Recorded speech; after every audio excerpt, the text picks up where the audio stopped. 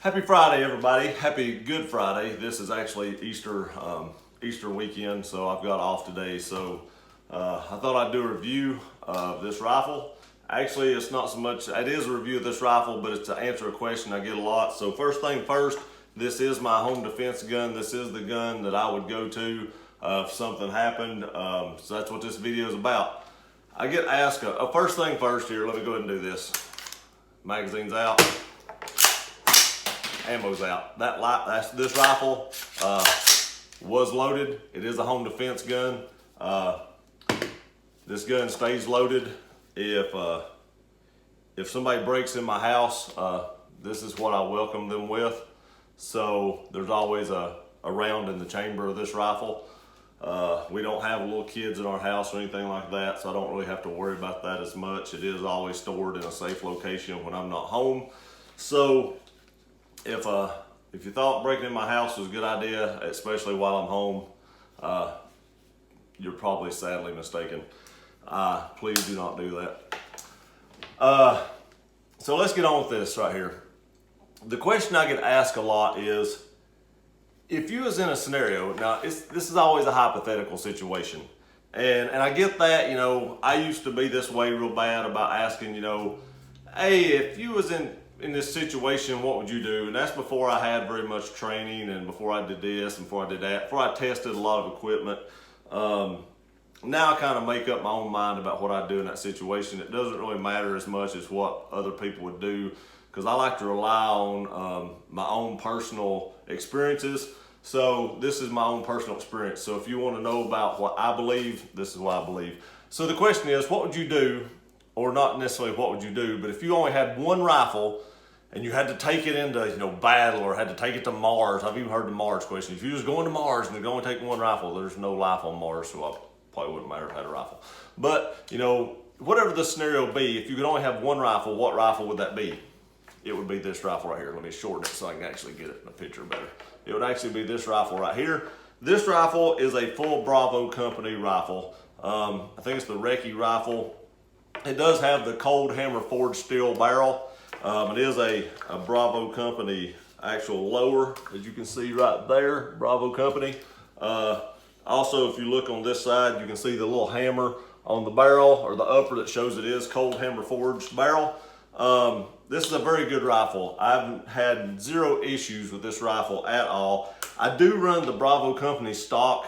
I do have some Magpul stocks, but from my experience, the way this thing is made is one of the most durable stocks there is.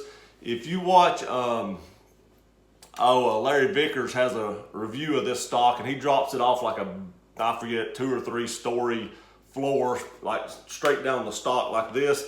This stock does not collapse. There are other manufacturers of stocks that did not do so well in that video. They did collapse, and when are you ever going to drop your rifle off 3 stories and it hit on? It's probably a moot story or a moot video, but if I can have a stock that's stronger, why would I not? I watched the Military Arms channel, and I got a ton of flack for this comment. Holy crap. I posted a comment on his video, and people lit me up. But whenever he did the VP9 review, and I own a VP9, people, it's not that I was dogging out the gun, it's just, this is my viewpoint. When he did the VP9 review, it didn't fare good in that little, challenge he does where he dips it in the mud and dips it in the sand and dips it in the water. It just didn't do good in that. It did awful. And he even went back, and I did the upgraded spring in mine, the tactical spring, and he did a review of the tactical spring also, took it back through that gauntlet that he does on that, and it still didn't do good. And I posted a comment saying, hey, that's why I carry a Glock 19. Why would you carry this gun for self-defense? And man, them HK fanboys lit me up. HK makes a good pistol, don't get me wrong, but same as this right here, this stock is what I'm getting at. Sorry for the ramble, but with this stock, why would I carry anything substandard to this if I could have this? I will probably never need the fact that I can drop this off 2 stories and it won't collapse because it's strong enough to hold it. But if I have the option to have something that strong, why would you not do that option? I don't understand even if it doesn't look as cool as the other ones. I mean, if you're in it for the second kind of cool, as Nothing Fancy says, where it's just, you know, purely aesthetics, and you know, it does function well. I got an itch on my arm, sorry, I've been trying to scratch it. It does, the other ones do function well, but they're just not as strong, and it's been tested and shown. Why would you not want something that you could do? It's just like the Glock, you know, the Glock video or the HK video. Not knocking HK, USPs are some of the best pistols made, but if I can carry something that's superior, I may not never need it, but if I do need it, it works, just like this stock. So the stock is pretty tight. It locks in really, really tight. There's very, very little wiggle in this. So that's another reason I like this. It does have a QD point right here.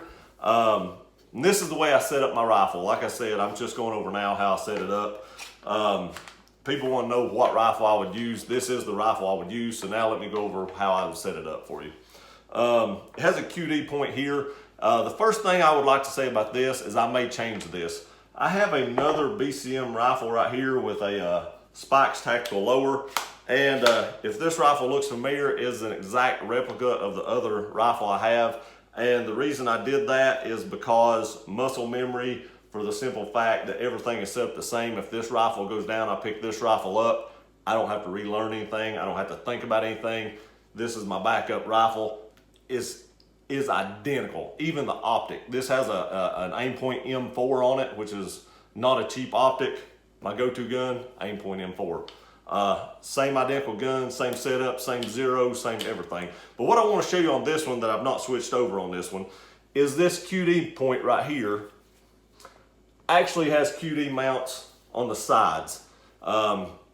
This is a Troy Industry end plate that has QD adapters in it.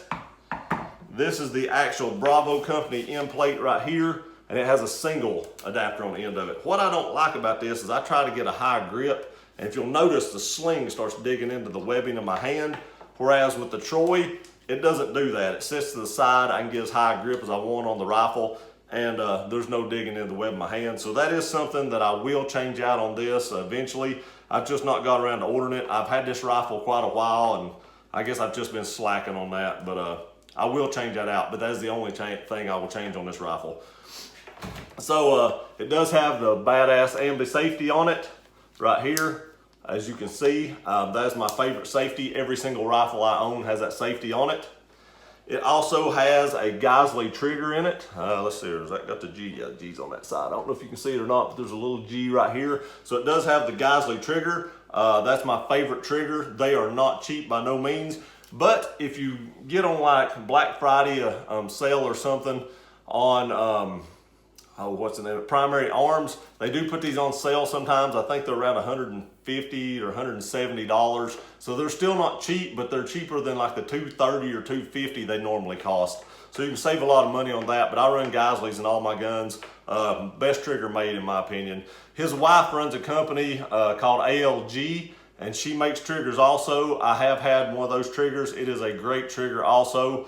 But in my opinion, Geisley is far superior, but the ALGs are a lot cheaper. So if you don't want to drop the money on this Geisley, buy an ALG. It's probably my second favorite trigger.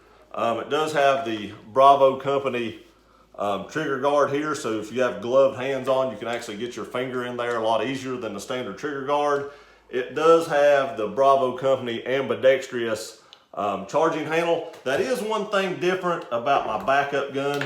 It does still have the ambi charging handle, but it has the, what's it called? The Raptor charging handle by AXTS. This is actually probably my favorite charging handle, and I may switch this charging handle off this gun over to the other gun because I really like this charging handle better.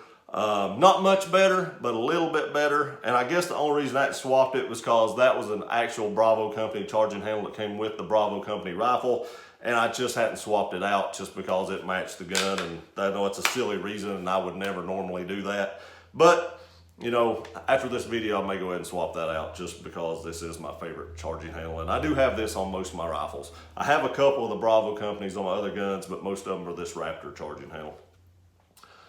So that's two things I'll probably switch out. But the charging handle is, you know, 6 1/2 dozen other. This is not a bad charging handle. This is a really good charging handle. So, you know, if you have the Bravo company, don't buy the Raptor. If you have a Raptor, you can swap it out like I'm fixing to probably. So 6 1/2 dozen other. My flip up sights are Troy. I only run Troy sights on my rifles. All my rifles have Troy flip up sights. There again, they're not cheap, but in my opinion, they are the best. And the reason they are the best is because they lock up.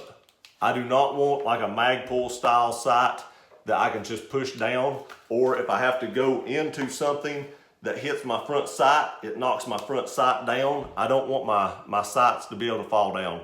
You know, if you're going around a cover, or you bump into something, or you have to drop down the ground and your front sight hits, I don't want my front sight to drop. Because if my optic went down and that's why my sights are up, then I'm in trouble because I don't have any more sights. Yeah, I can just reach up here and flip it up, but you know, seconds count, and when seconds count, I want my sights locked up. So that's the reason I run Troys. That's the reason I think they're the best, is they lock up. They do not lock down, which is perfect because I don't want them locking down because I want to be able to flip them up. If I hit something and my sight comes up, that's no big deal because I can still rock my optic with my sights up. Some people run their optics with their sights up and just look through their sights, and that's fine. But I don't do that normally. But I don't want them to be able to come down unless I manually have to manipulate a lever to drop my iron sights. My optic this is my favorite optic made right now. I know they have a new like Comp M5, I think it is, because this is the Comp M4. I think they have a new Comp M5 out. It takes a AAA battery, I believe it is. This takes a AA. I can leave this optic on for 8 years before the battery goes dead with a lithium battery in it. I see no need to change this optic. The military runs these optics. If they can take the abuse of what the military will put them through, they'll long take the abuse of what I'll put it through. It does come with this mount. I don't mind this big knob. I've heard some people talk about how they don't like the mount they come with. If you don't like the mount, there's numerous companies that makes mounts. One of my top mounts is LaRue. I really like LaRue mounts. And the other one is American Defense. I run both those mounts on some of my rifles, and they're both great mounts. There's a picture of the optic. It is a true aim point. My backup gun also has this same optic on it. These optics aren't cheap. If you notice, a lot of the stuff on here I'm saying is not cheap. I just want to give you a heads up before, if you're not familiar with how much this stuff costs and you go to look at it, I don't want you to go, holy crap, that optic's over $800. He's crazy. So, you know, that's the reason I say these aren't cheap, because, you know, I've seen stuff on videos and people go, hey, this is great. And I went and looked it up and it's like $3,000. And I'm like, oh, God, I ain't paying $3,000 for that. So I don't want you to get sticker shock when you go look at some of this stuff. Next, let's just go down the list. This is my favorite light. Malkoff makes good lights. I did a Malkoff light review not too long ago, but this is actually my favorite light. It is a Surefire Mini Scout. I also purchased the pressure switch that has the constant on and constant off. This setup right here for the light will probably run you close to $400 with the switch, because the switch itself is something like $100, and then you have to buy the tail cap, which is like $50, and then the light itself is probably like $250 or $275. So, you know, you're getting up close to the $100 for this, and by the time you buy the Ariska light mount, I believe it has Ariska Arasaka. I forget how that's pronounced, but by the time you buy that, which I do believe these are the best mounts for optics, because of where it sets this light, it is in a perfect position.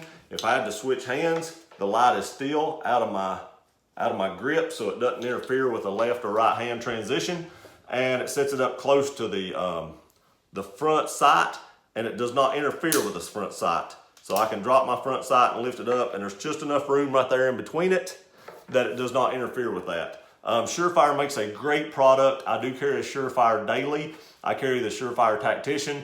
If you're thinking about a Tactician, I say go ahead and purchase it. I have a review of that and a beam comparison of that up on my channel. So if you want to see the EDC light I carry, look back. Actually, that's like the 3rd or 4th video I made, and I think I'm up to like 60 videos now, so it's way back.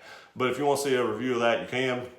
I'll do a beam comparison of this. That is a little bit different than my backup gun. I still do have the the Surefire Scout, but this is a full-size Scout. This takes two CR123 batteries, for the Mini just takes one. You may get a little bit more run time out of this. The difference is this is an older Scout light, so I think it's only got like 200 lumens, whereas this Mini isn't the newest Mini, but it was last year's model and it's 300 lumens, so even with one cell, it's actually still a little bit brighter than the other one.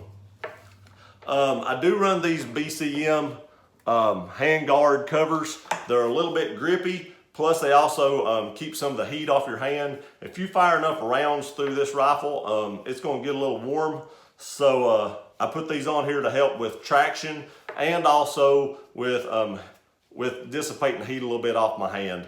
These will still get warm, but you can still hold on to the rifle with that.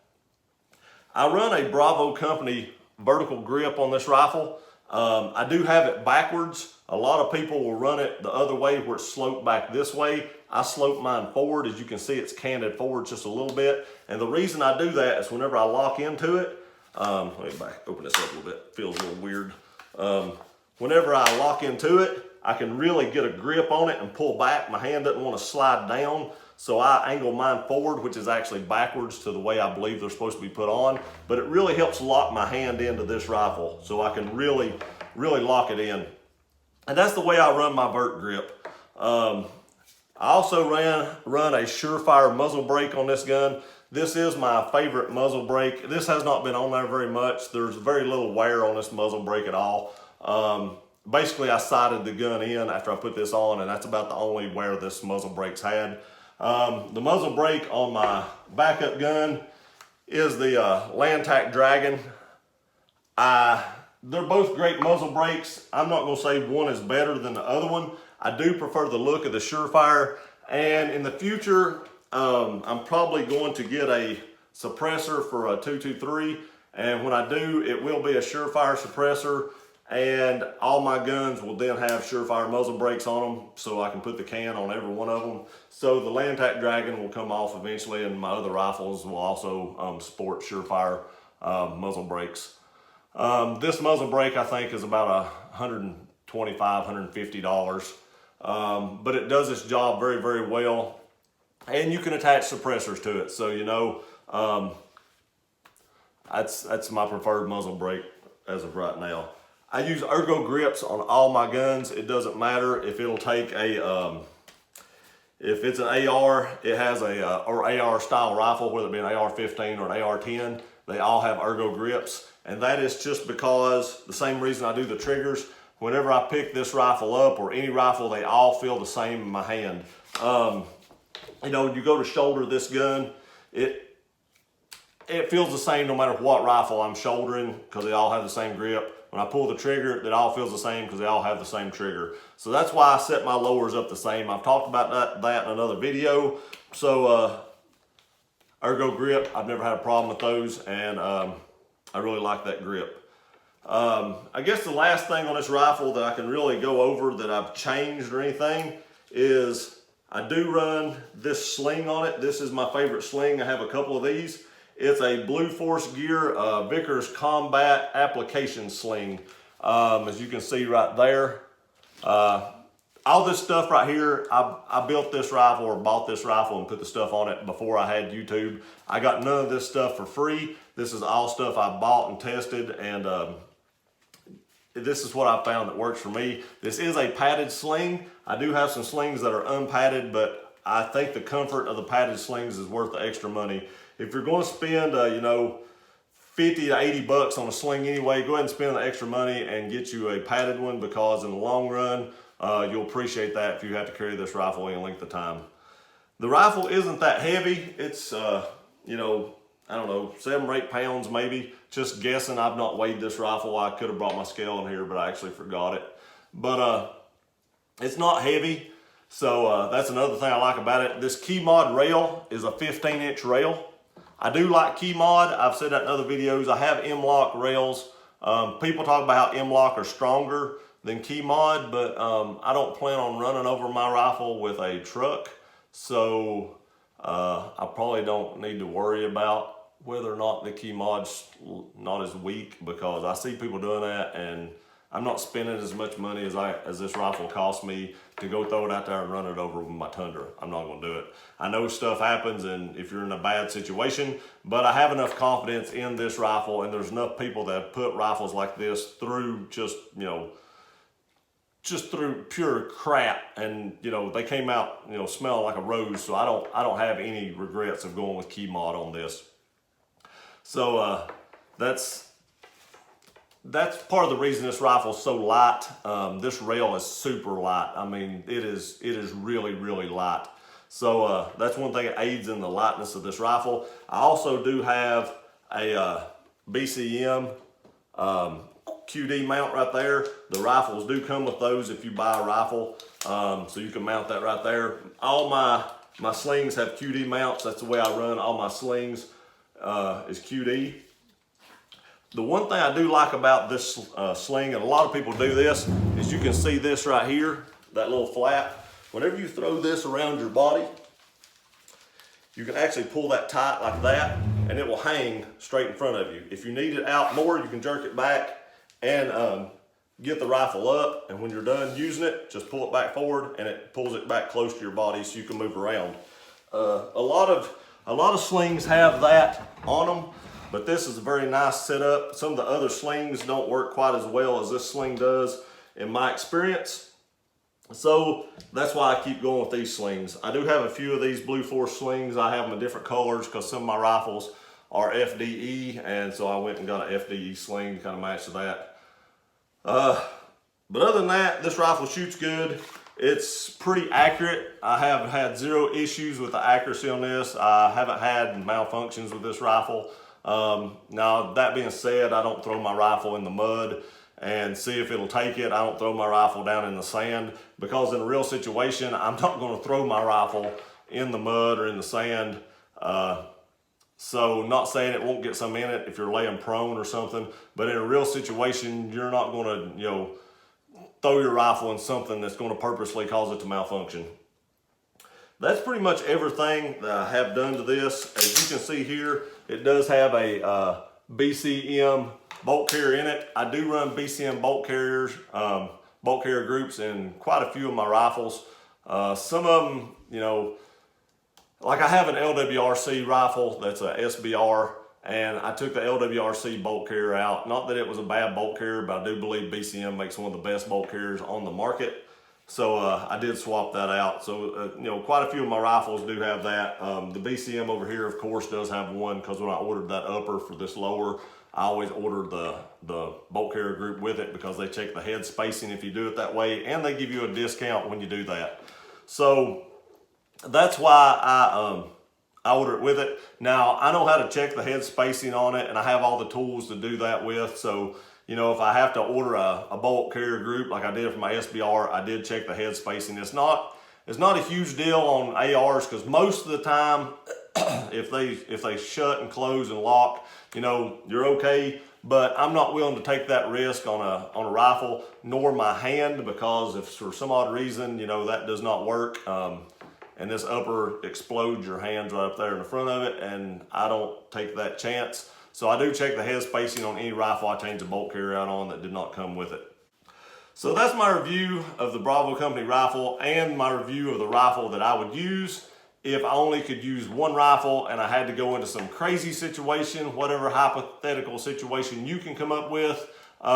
This would be the rifle that I would take into that situation. So there's the answer to the question that you all have been asking me. Almost since day one. It never fails.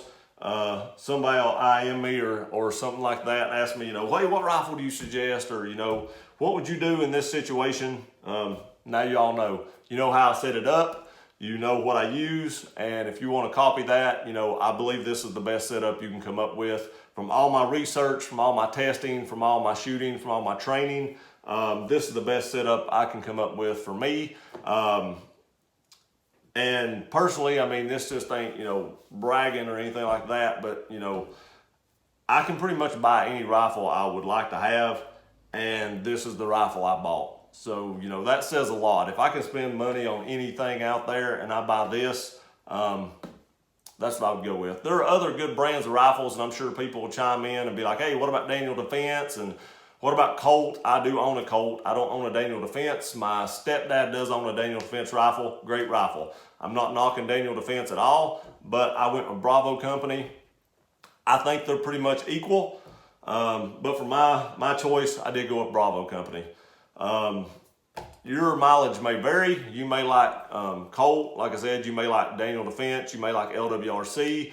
There's just so many great rifles out there. But if you ask me personally, and I'm the person you're asking, this is what I do. This is what I set it up. If you have any questions about this gun, please let me know. I'll try to answer anything you all have about it. I don't know what other questions you might have because I tried to go over everything I possibly could. But if you do, don't leave them in the comments. Don't be scared to leave them in the comments. The only stupid question is the one that wasn't asked. I'll do my best to answer it. You all have a great day, and you all have a very happy Easter weekend. Whatever you are doing, whatever you believe in, have a happy Easter weekend. Be safe. If you're going somewhere, have a safe trip, drive safe, fly safe, whatever it is you're doing. Enjoy family this weekend, and we'll see you next time.